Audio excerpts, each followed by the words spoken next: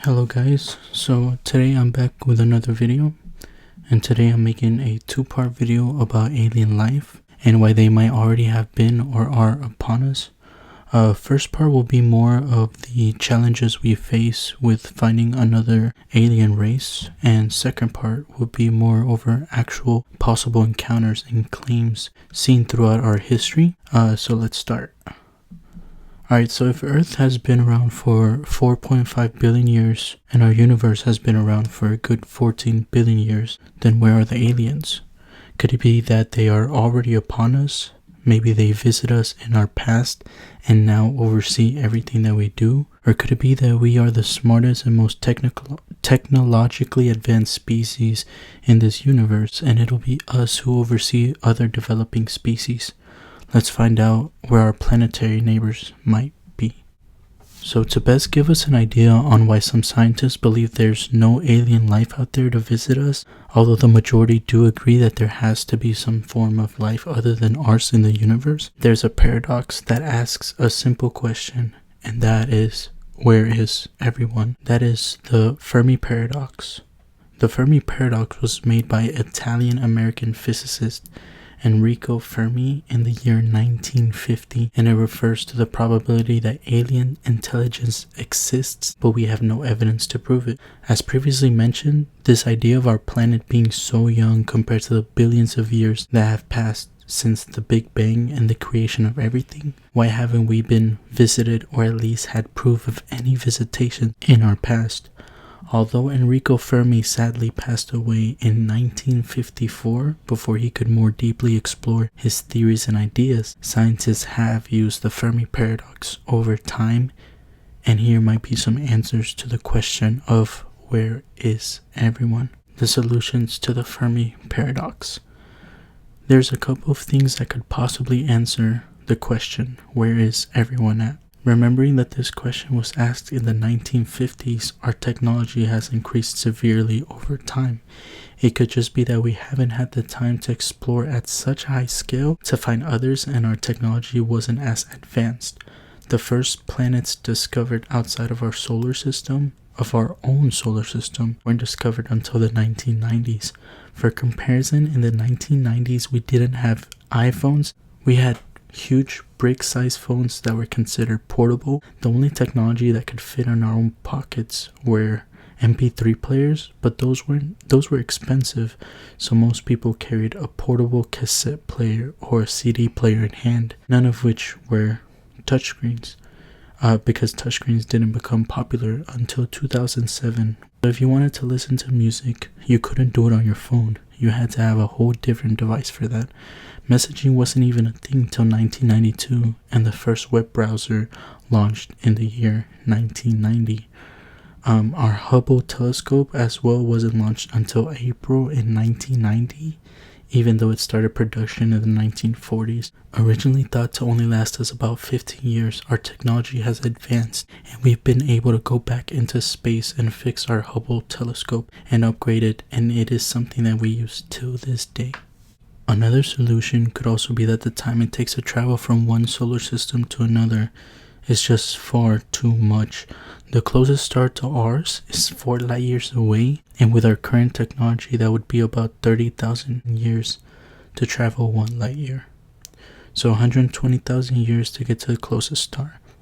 And that's considering the present time. If you guys weren't aware, there's this thing called dark matter that is growing and slowly drifting everything apart. And we don't even fully understand or know much about dark matter. So as time goes by and it takes us longer to travel the speed of light, the farther our galaxies and other possible planets with form of life drift away.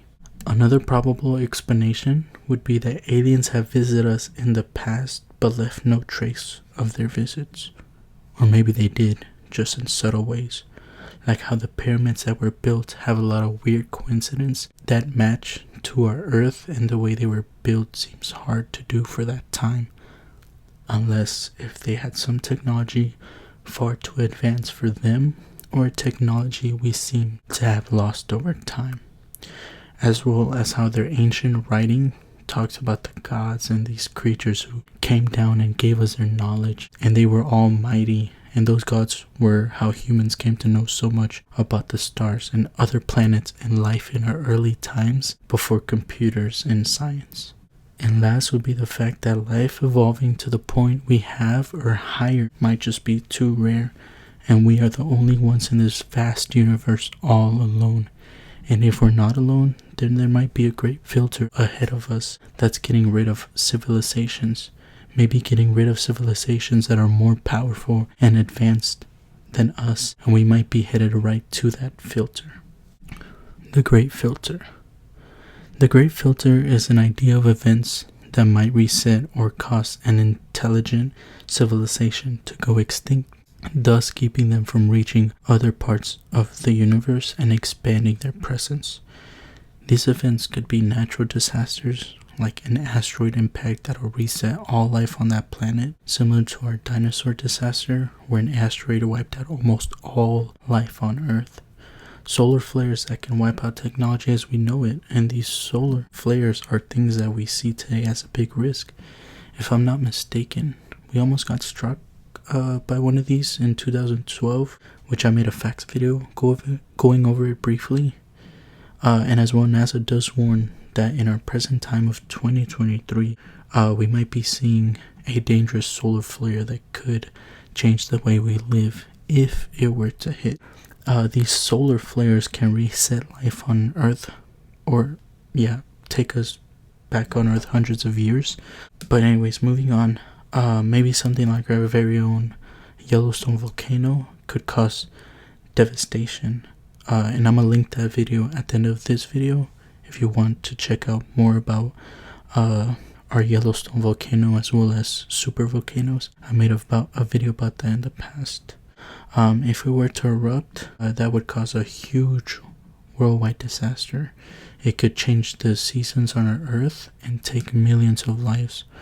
And all these natural disasters would push us back and lead to mass extinctions. As well, a great filter could be caused by our own bad decisions or bad doings.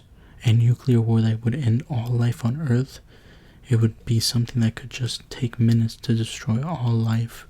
And we've actually almost came upon this at one point. Nuclear war has almost caused a worldwide disaster before, and it took one man to stop it all. How about pollution and global warming and the cause and effect we'd have if the climate keeps changing and we start seeing even bigger natural disasters, which could lead to huge issues like growing sea levels causing our continents to go underwater, and changes in our crops that would lead to food shortages for a quickly growing population. That if it were to one day be hacked by the wrong person or have some kind of malware, we'd be looking at an extinction, as our life every day depends more and more on technology. And as we see the growth of AI and see AI taking over bigger tasks in our life, like powerful robotic defense for our military. Possible prehistoric alien life. So the next segment I'll be doing in the next video, I'll be going over some possible ancient technology, as well as some ancient writings and structures that seem to point to a higher being helping us advance as a civilization. As well, I'll be going over an actual case where it seems we had an alien encounter with a whole town seeing it, and even a police report and a death due to this encounter. Aliens might actually be upon us, and we might be close to discovering another civilization, or even having them already here upon us. But until next time, thank you for watching, and have a great night.